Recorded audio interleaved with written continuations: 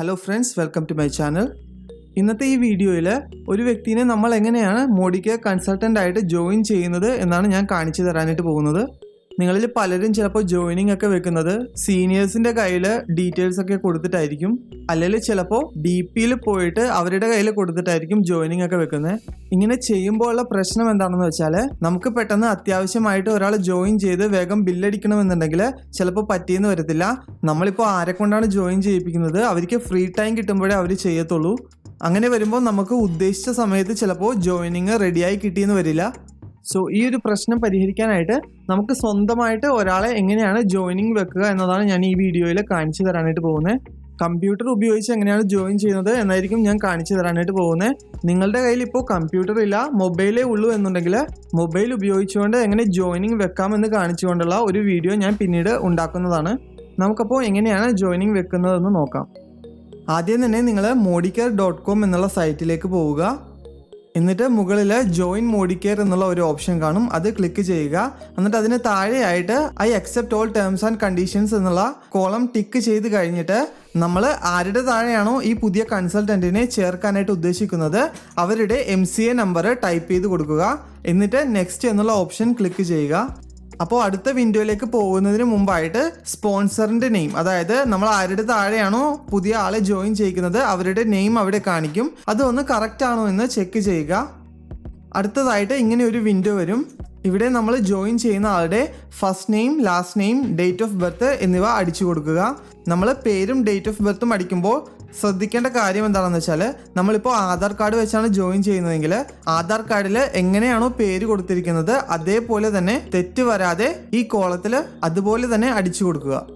അതിന് സൈഡിലായിട്ട് കോ ആപ്ലിക്കൻ്റ് എന്നുള്ള ഒരു ഓപ്ഷൻ ഉണ്ട്, അത് ക്ലിക്ക് ചെയ്ത് കഴിയുമ്പോൾ താഴെ കോ ആപ്ലിക്കൻറ്റിൻ്റെ, അതായത് നമ്മൾ ആരെയാണോ നോമിനി വെക്കുന്നത് അവരുടെ ഡീറ്റെയിൽസ് കൊടുക്കാനുള്ള ഓപ്ഷൻ വരും. അവിടെ അവരുടെ പേരും ഡേറ്റ് ഓഫ് ബർത്തും അടിച്ചു കൊടുക്കുക. എന്നിട്ട് നമുക്ക് നെക്സ്റ്റ് എന്നുള്ള ഓപ്ഷനിൽ ക്ലിക്ക് ചെയ്യാം. അടുത്തതായിട്ട് അഡ്രസ്സ് അടിച്ചു കൊടുക്കേണ്ട വിൻഡോ വരും. ഇവിടെയും നമ്മൾ ശ്രദ്ധിക്കേണ്ട കാര്യം എന്താണെന്ന് വെച്ചാൽ, നമ്മുടെ ആധാർ കാർഡാണ് കൊടുക്കുന്നതെങ്കിൽ ആധാർ കാർഡിൻ്റെ പുറകിൽ കൊടുത്തിട്ടുള്ള അഡ്രസ്സ് എങ്ങനെയാണോ കൊടുത്തിരിക്കുന്നത് അതേപോലെ തന്നെ അഡ്രസ്സ് അടിച്ചു കൊടുക്കുക. ആദ്യത്തെ മൊബൈൽ നമ്പർ എന്നുള്ള കോളത്തിൽ നമ്മൾ മെയിനായിട്ട് യൂസ് ചെയ്യുന്ന നമ്പർ, അതായത് നമ്മുടെ പ്രൈമറി മൊബൈൽ നമ്പർ, അത് അവിടെ കൊടുക്കുക. പിന്നെ ഓൾട്ടർനേറ്റീവ് മൊബൈൽ നമ്പർ എന്നുള്ള കോളത്തിൽ ഒരു സെക്കൻഡറി നമ്പർ കൂടെ കൊടുക്കുക. കൂടാതെ house number, street, ward name, land mark എന്നുള്ള ഓപ്ഷൻസ് കൂടി ടൈപ്പ് ചെയ്ത് കൊടുക്കുക.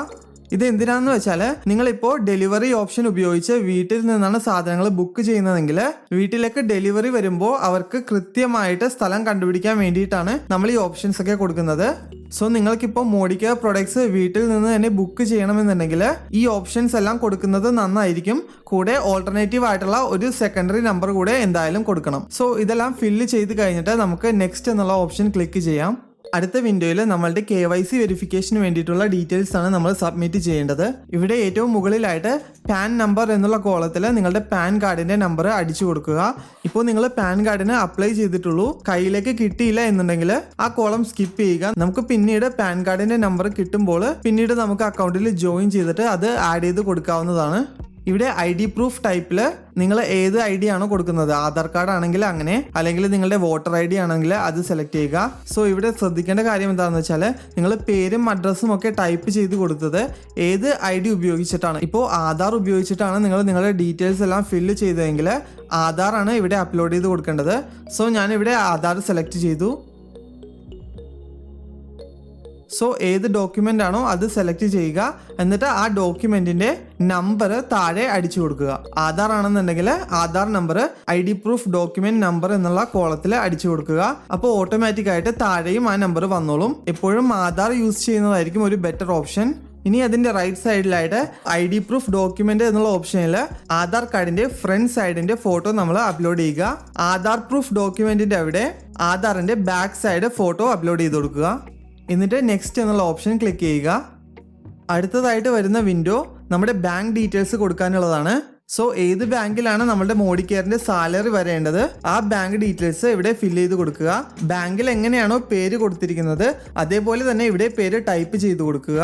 നിങ്ങൾ ഏത് ID ഉപയോഗിച്ചിട്ടാണോ മോഡിക്കെയർ അക്കൗണ്ട് ക്രിയേറ്റ് ചെയ്യുന്നത് ആ IDയിൽ കൊടുത്തിരിക്കുന്ന പേരും ബാങ്ക് പാസ്ബുക്കിൽ കൊടുത്തിരിക്കുന്ന പേരും സെയിം ആയിരിക്കണം.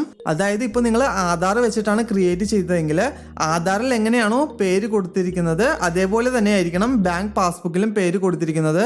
ഇപ്പോൾ നിങ്ങളുടെ ആധാറിൽ ഫസ്റ്റ് നെയിം മാത്രമേ ഉള്ളൂ, ഇനീഷ്യൽ ഇല്ല.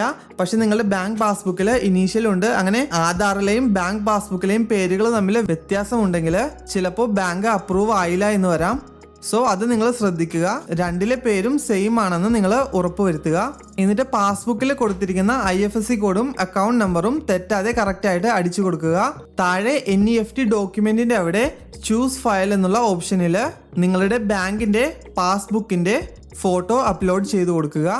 എന്നിട്ട് താഴെ രജിസ്റ്റർ എന്നുള്ള ഓപ്ഷൻ ക്ലിക്ക് ചെയ്യുക. കണ്ടോ, ഇപ്പോൾ അക്കൗണ്ട് രജിസ്റ്റർ ആയിട്ടുണ്ട്. നിങ്ങൾ ഏത് നമ്പറാണോ പ്രൈമറി നമ്പറായിട്ട് കൊടുത്തിരിക്കുന്നത് ആ നമ്പറിലേക്ക് MCA നമ്പറും പാസ്വേഡും വന്നിട്ടുണ്ടാവും. കൂടാതെ നിങ്ങളുടെ മൊബൈൽ നമ്പറിലേക്ക് ഒരു ലിങ്ക് കൂടെ വന്നിട്ടുണ്ടാവും. അത് നമ്മുടെ മോഡി കെയറിന്റെ ടേംസ് ആൻഡ് കണ്ടീഷൻസ് അക്സെപ്റ്റ് ചെയ്യാൻ വേണ്ടിയിട്ടുള്ള ഒരു ലിങ്കാണ്.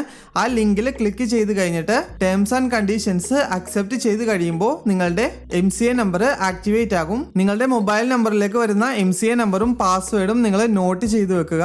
ഫ്യൂച്ചറിൽ നിങ്ങൾക്ക് എന്താവശ്യമുണ്ടെങ്കിലും, അതായത് നിങ്ങളുടെ മോഡി കെയർ റിലേറ്റഡ് ആയിട്ടുള്ള എന്താവശ്യത്തിനും ഡീറ്റെയിൽസ് ഒക്കെ ചേഞ്ച് ചെയ്യാനാണെങ്കിലും നിങ്ങൾക്ക് ഈ പാസ്വേഡ് വേണ്ടി വരും. ഇങ്ങനെയാണ് നമ്മൾ ഒരു വ്യക്തിയെ പുതിയതായിട്ട് മോഡി കെയറിൽ ജോയിൻ ചെയ്യിപ്പിക്കുന്നത്. ഈ വീഡിയോ ഇഷ്ടപ്പെട്ടെങ്കിൽ ലൈക്ക് ചെയ്യുക. താഴെ നിങ്ങളുടെ അഭിപ്രായങ്ങൾ കമന്റ് ബോക്സിൽ അറിയിക്കുക. കൂടാതെ സബ്സ്ക്രൈബ് ചെയ്യുന്നതോടൊപ്പം വീഡിയോസ് അപ്ലോഡ് ചെയ്യുമ്പോൾ നോട്ടിഫിക്കേഷൻ ലഭിക്കുന്നതിനായിട്ട് ബെല്ലൈക്കൺ കൂടെ ക്ലിക്ക് ചെയ്യുക. അപ്പോൾ നമുക്കിനി അടുത്തൊരു വീഡിയോയിൽ കാണാം.